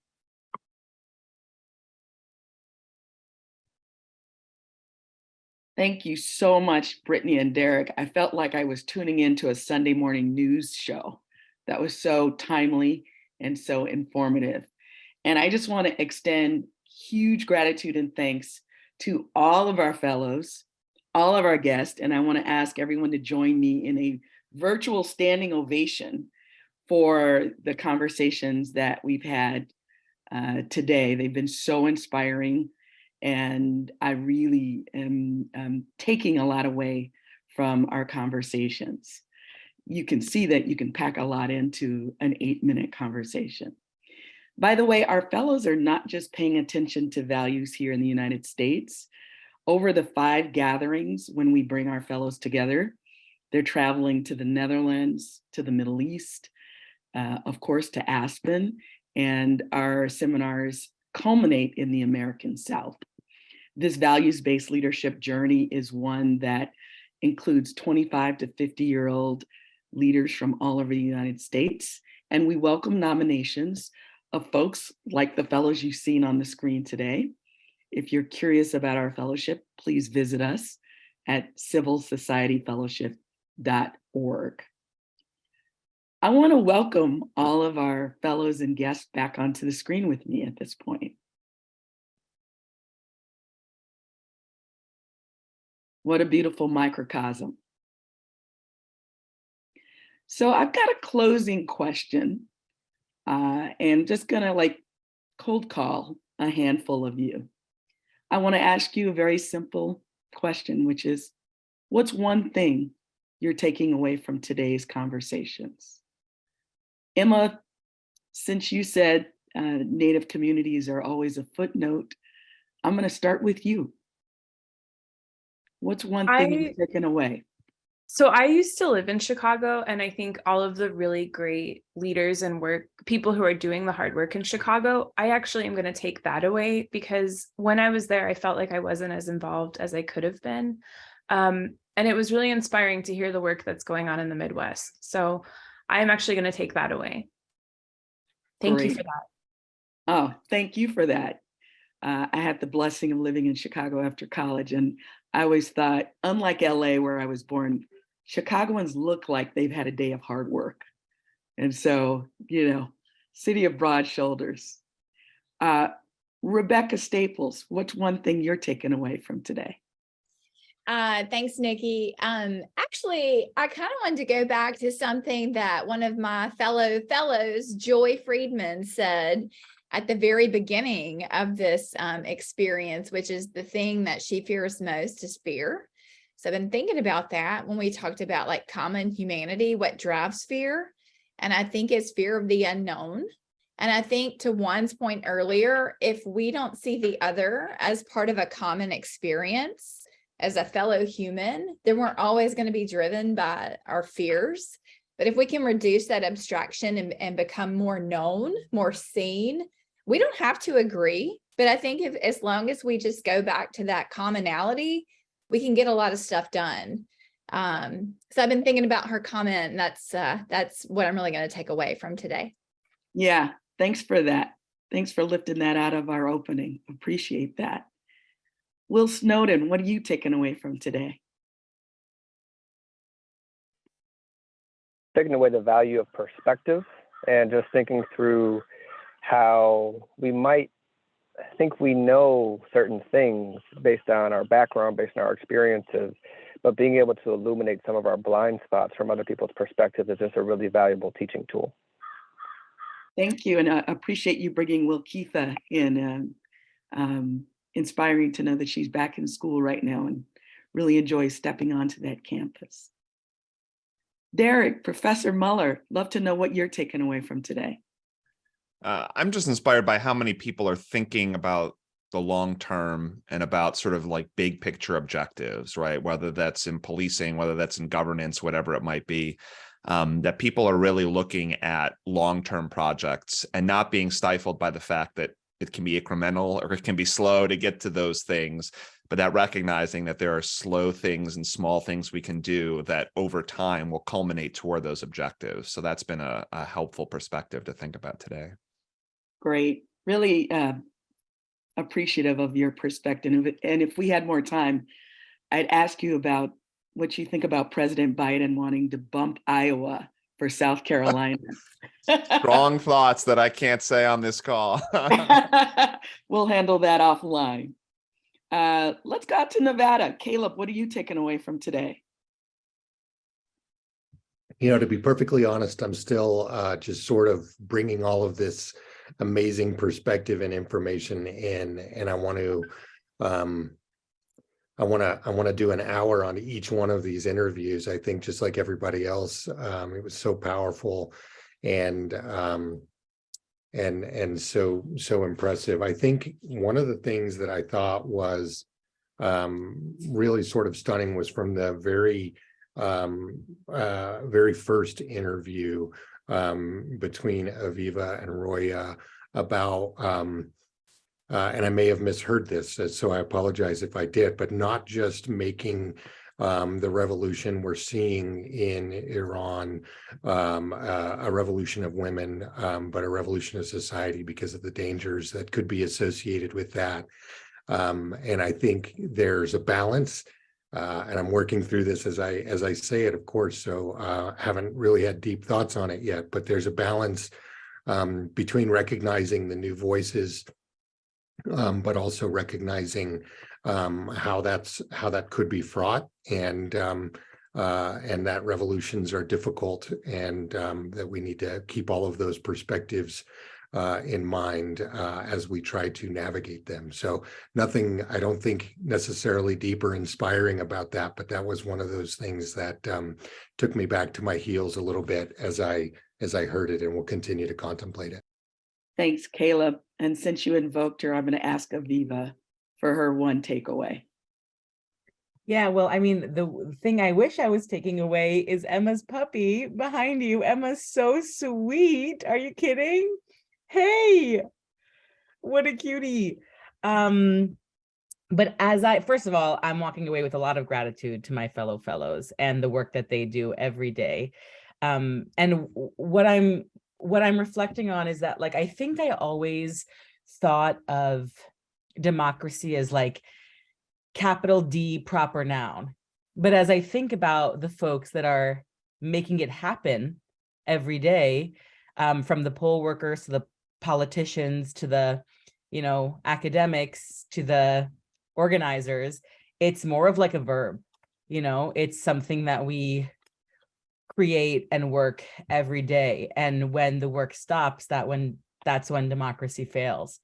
And so I think of conversations like this as a part of democracy, of keeping the wheels of democracy moving. So I think changing the way I think about democracy from a noun to a verb. Wonderful. Appreciate that. Joe Lesher, you've been masterful at wielding the chat today. I wonder what you're taking away. Oh my goodness. Well, as a Nebraskan, I obviously have some very strong opinions also with Professor Muller about Iowa. Got to rep the the land of corn and plenty. But I think one of my big takeaways has just been there is good in this country. There is beauty in this country. There are quiet voices, there are loud voices, there are people that build something big and huge and monumental. And then there's an incredible man who has a popsicle cart, who understands that in every step there is the blessing of democracy, right? The little d that bigs the big D of democracy, and how blessed this opportunity is for all of us, and the obligation that comes out of it, right? Like, we'll close off, we'll go on to our lives, and we'll do all the things that we're going to do, like the survey. But this is a privilege to be in this space. This is an honor. This is, God blesses us with an opportunity to hear, but then we have to use it to do something. And so what will you do with what you have learned today? What will you do with what you've learned today? I think those are prophetic and powerful closing words. And I want to thank you, Joe. I want to thank all of our fellows, all of our guests. And I want to underline my thanks to our civil society fellowship team, Lita Tremblay, Angela Keys, Alexis Skeen. I want to thank our Aspen Institute team, Sam Cherry, Phil Havayana, Charlotte Lewis, Jael Lewis, and Dar Vanderbeck, my friend here in Los Angeles. I want to say mil gracias to our interpreter, Marina Martinez, for her phenomenal work today. And on behalf of ADL, the Aspen Institute, and the Civil Society Fellowship, I wish you all a peaceful holiday season. Thank you so much.